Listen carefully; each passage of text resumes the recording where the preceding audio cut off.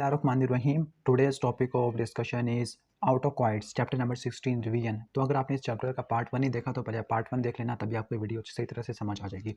तो previous video के अंदर हमने क्या पढ़ लिया था, हमने हिस्टामिन के एगोनिस्ट को पढ़ लिया था और सेरोटोनिन के नहीं, हिस्टामिन के एंटागोनिस्ट और सेरोटोनिन के एगोनिस्ट को पढ़ लिया था। अब इस वीडियो के अंदर हम सेरोटोनिन के एंटागोनिस्ट को पढ़ने वाले हैं। सेरोटोनिन के दो रिसेप्टर इंपॉर्टेंट है जिनके खिलाफ एंटागोनिस्ट हो गए, एक इसका टाइप 2 और इसका टाइप 3 होगा। जो टाइप 2 रिसेप्टर एंटागोनिस्ट होते हैं उनके नाम है केटेंसिलिन, फिनॉक्सीबेंजामीन और होगा किप्रोहेप्टाडीन है, किप्रोहेप्टाडीन। तो केटेंसिलिन सबसे इंपॉर्टेंट होता है, जबकि वहाँ पर ओडेनसेट्रॉन ये क्या आते हैं, हमारे H3 ब्लॉकर थे। इसके साथ साथ जो एल्कोड एल्कलाइड्स थी वो पार्शियल एगोनिस्ट के तौर पर काम आती है। पार्शियल एगोनिस्ट का मतलब है कि जब ये अकेली होती है तो तब थोड़ा बहुत स्टिमुलेट करती है, लेकिन जब इनके साथ कोई ना कोई एगोनिस्ट आ जाता है तब उसके एक्शन को एंटागोनाइज करना शुरू कर देती है।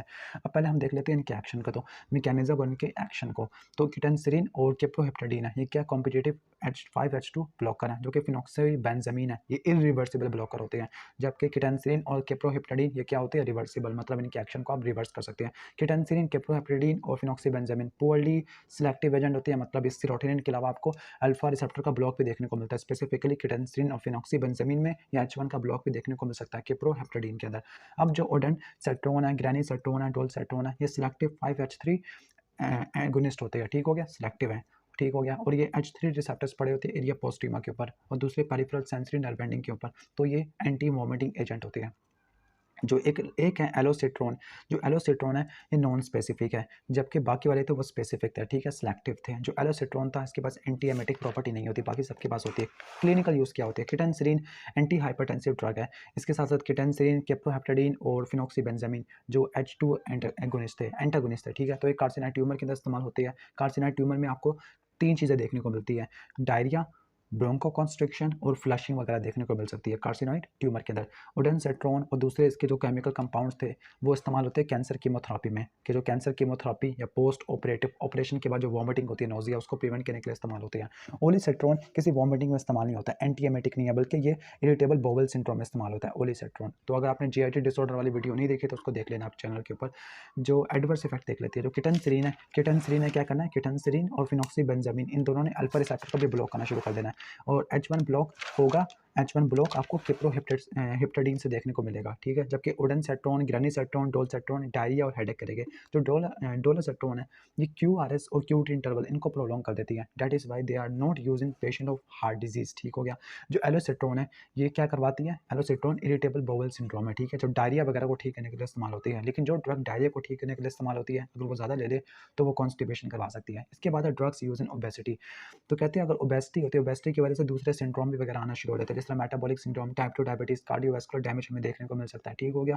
तो ओबेसिटी को ठीक करने के लिए कौन कौन सी ड्रग्स होती है, तो पहला है ओल्डिस्टैट। ओल्डिस्टैट क्या होती है, GIT के अंदर जो लाइपेज होता है उसको इनहिबिट कर देती है, जिसकी वजह से लिपिड की एब्जॉर्प्शन कम से कम होगी। दूसरा है लीराग्लूटाइड। जो लीराग्लूटाइड है GLP-1 एगोनिस्ट होता है, ग्लूकागोन लाइक पेप्टाइड, या उसको ग्लूकोज डिपेंडेंट इंसुलिन एट्रोपिक पेप्टाइड वगैरह कहते हैं, ठीक है, GLP।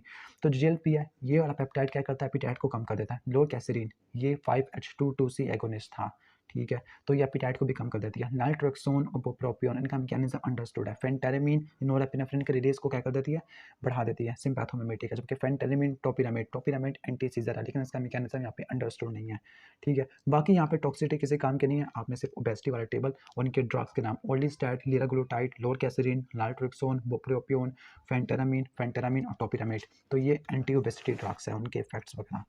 अब इनके एर्गोट एल्कलॉइड्स लास्ट हैं। अब एर्गोट एल्कलॉइड्स एक कॉम्प्लेक्स मॉलिक्यूल होते हैं, white is called ergot alkaloid, क्योंकि एर्गोट फंगस से प्रोड्यूस होती है, जो किसी की ग्रेन वगैरह पे लगती है, वेट या जो स्पॉइल्ड ग्रेन होती है, ठीक है। तो कहते हैं कि सेंट एंथोनी एक जगह का नाम है, तो वहाँ पे एपिडेमिक वगैरह के तौर पे काम आती है, तो वहाँ पे डिजीज फैलाती थी, जिसको बोलते हैं एर्गोटिज्म। अब जो एल्गोट एल्कलॉइड थी ये पार्शियल एगोनिस्ट के तौर पे काम आती है, किसके लिए, सेरोटोनिन रिसेप्टर और अल्फा रिसेप्टर के लिए, और कुछ पोटेंट एगोनिस्ट के तौर पे काम आती है, स्पेसिफिकली डोपामीन रिसेप्टर के लिए। तो alpha receptor, dopamine receptor, serotonin receptor, इन सब के ऊपर जाके काम करेगी। कुछ डोपामीन के लिए पोटेंट और अल्फा और सेरोटोनिन के लिए क्या होगी, पार्शियल एगोनिस्ट हो गए। अब इनके इफेक्ट्स देख लेते हैं। वेसल्स के ऊपर एर्गोटामिन ने काम करना है, यूट्रस के ऊपर एर्गोनामिन ने काम करना है, और ब्रेन के ऊपर लाइसर्जिक एसिड डाइथैलामाइड, LSD और ब्रोमोक्रिप्टेन ने काम करना है। वेसल्स के ऊपर जिसने काम करना है उसका नाम है एर्गोटामिन। तो वेसल्स के ऊपर क्या करती है, वेसल्स के क्या करती है, अल्फा रिसेप्टर मीडिएटेड वेजो कंस्ट्रक्शन करा देती है, ठीक है।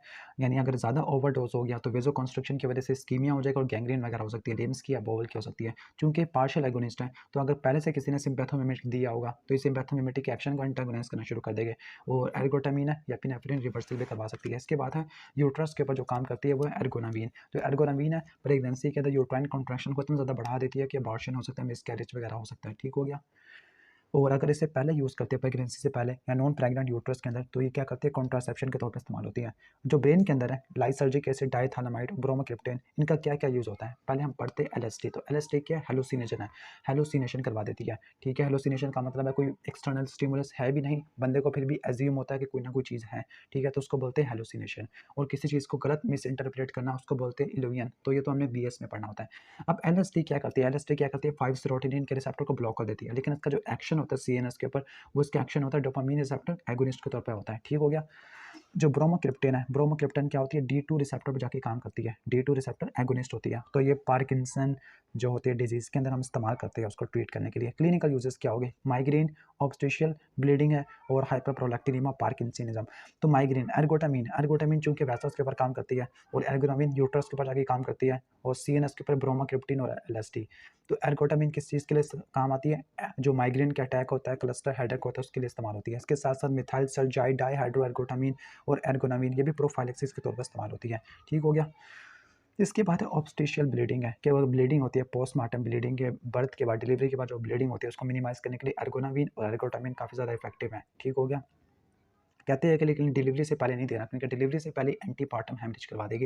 इसके बाद है हाइपरप्रोलैक्टिनिमा और पार्किंसनिज्म के पार्किंसन और हाइपरप्रोलैक्टिनिमा इन दोनों के अंदर डोपामिन की डेफिशिएंसी होती है। तो ब्रोमोक्रिप्टेन, परगोलाइड और कैपरगोलिन ये यूज़ करते हैं ताकि प्रोलैक्टिन के सिक्रेशन को ब्लॉक किया जा सके और पार्किंसन को ठीक किया जा सके, क्योंकि प्रोलैक्टिन के सिक्रेशन को इनहिबिट करने वाला डोपामिन होता है असल में।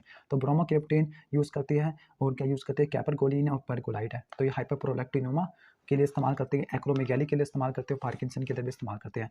इसके बाद है टॉक्सिसिटी। टॉक्सिसिटी क्या क्या कहते हैं टॉक्सिसिटी, तो टॉक्सिसिटी पहले वेस्कुलर इफेक्ट है, वेसल्स के ऊपर क्या क्या होगा। पहले बात है वेजो कंस्ट्रक्शन, वेजो कंस्ट्रक्शन की वजह से स्कीमिया बहुत ज़्यादा होना शुरू हो जाएगा और गैंग्रीन हो जाएगा, ठीक हो गया।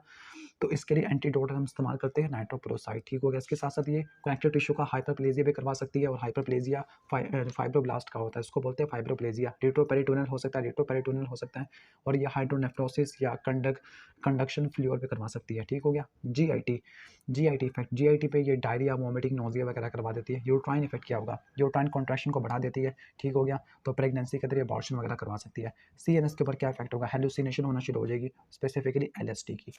तो ये चैप्टर हमने पूरा पढ़ लिया है। तो अगर ये चैप्टर की वीडियो अच्छी लगी हो या ना लगी हो कोई मसला नहीं आपका, लेकिन चैनल को प्लीज़ सब्सक्राइब कर देना। Thanks for watching this video. अल्लाह हाफिज़।